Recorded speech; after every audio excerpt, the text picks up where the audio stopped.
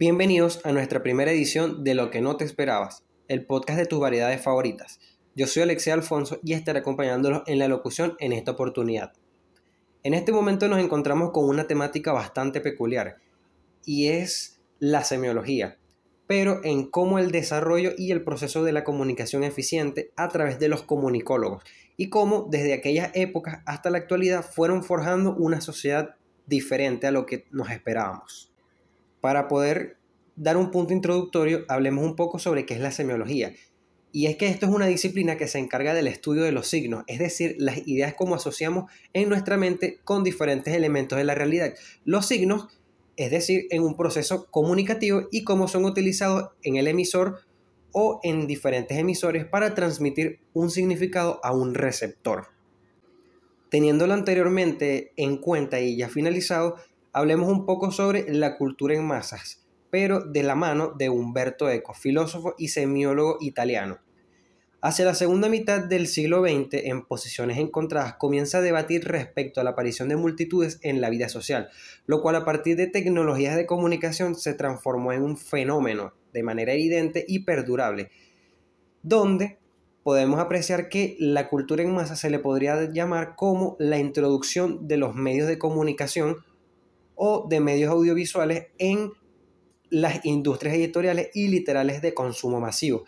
En este contexto, los medios ponen los bienes culturales al alcance de todos, adecuando al contenido muchas veces al nivel del receptor, haciéndolo que la necesidad de contextualizar la cultura en masa es de una manera poder definirla como el conocer si se pasa por alto por los medios de comunicación o se desarrolla en el momento exacto en que las grandes masas comienzan a ser protagonistas de la vida pública.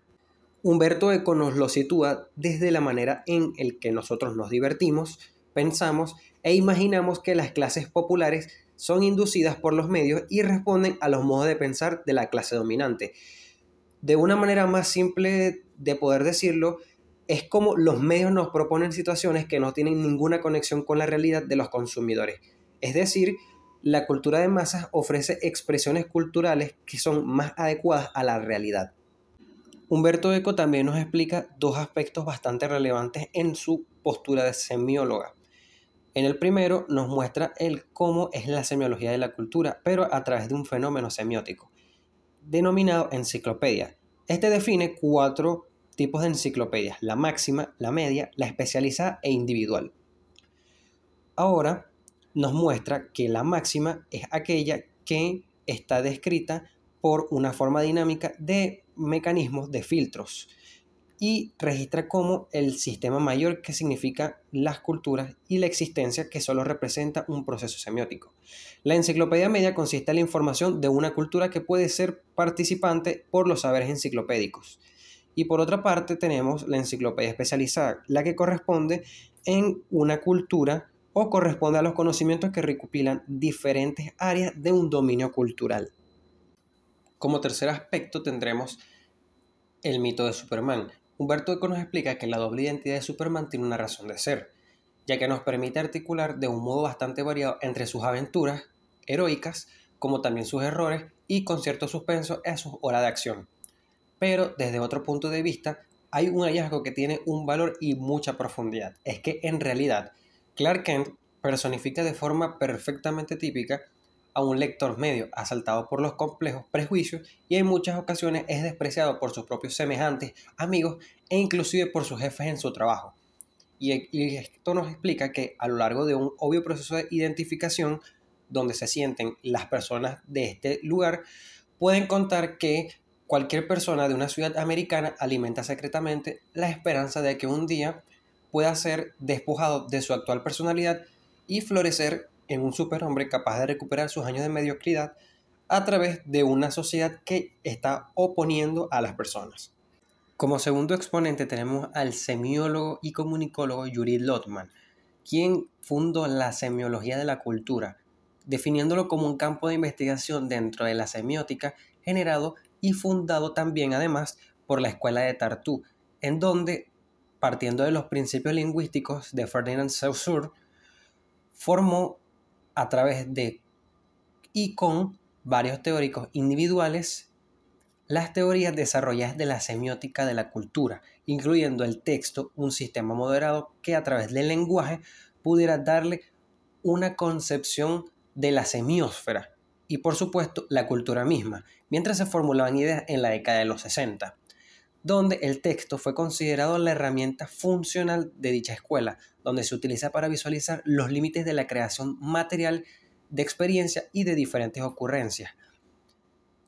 Además, se le dio también un sentido y un significado cultural que se compara con los límites del texto en su uso con la sociedad, es decir, una declaración general del programa de investigación de la semiótica de la cultura que pretende examinar un conjunto completo de sistemas de signos unidos por la cultura.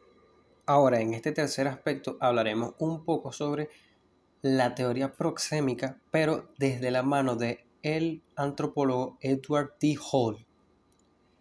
Este nos muestra que el lenguaje no verbal proxémico proviene con elementos claves. Para este tercer aspecto hablaremos sobre la teoría proxémica, la cual es una rama de la semiología que se adentra mayormente en los espacios sociales. Y para ello utilizaremos al antropólogo Edward T. Hall, quien es el padre y fundador de dicha teoría y rama, y lo estaremos utilizando para poder evidenciar ciertos aspectos. Y es que la interacción social integra el comportamiento espacial. Sin embargo, existen diferentes tipos de espacios. El público, en el donde no hay ninguna función determinada o definida de los integrantes, que puede ser un aeropuerto. Un espacio habitual que pueden llegar a ser los bares, discos, conciertos, que se adoptan un carácter más público de acceso libre, pues. También tenemos el espacio de interacción, ya puede ser, pero por un papel marcado, ya sea un hospital o una clase. Y también tenemos el espacio corporal, el que podría ser descrito por actividades de carácter íntimo o solo flaqueable por individuos con y que se mantengan con muchísima confianza. Podemos también diferenciar que existe un sistema de notación, el cual podemos encontrar la distancia íntima, la cual se da entre 15 y 45 centímetros, la distancia causal personal, que se da entre 50 centímetros a 1,20 m, la distancia social, la que se da entre 1,20 m y 3 metros, y la distancia pública, la cual es normalmente entre 3 metros a 360 metros, y no se consigue o no se adecua a un límite específico. En estudios relacionados al espacio personal, podemos encontrar el de Felipe y Sommer en 1966, realizado con pacientes psiquiátricos, en donde pueden evidenciar que a través de la invasión del espacio personal de un paciente por un experimentador, que en el de este caso era el mismo investigador, Robert Sommer, con el objeto de analizar las reacciones de los sujetos que se les invadía su espacio. Los pacientes se encontraban solos sentados en algún banco. La situación se realizaba con un poco control y con otro experimental. Según cuenta el propio investigador, a los 9 minutos de invasión había huido a la mitad de los sujetos experimentales. Esto es debido a que se presentan, o que nosotros como humanos podemos representar la invasión del espacio con emociones negativas y podemos poner o tener diferentes tendencias negativas. Creo que esto ha sido todo por ahora. De verdad que ha sido una experiencia bastante gratificante y considero que hemos hablado con creces sobre la semiología y el cómo influye en nuestra sociedad. Muchas gracias por sintonizarnos. Yo soy Alexei. Un fuerte abrazo. Por sintonizarnos en Lo que no te esperabas.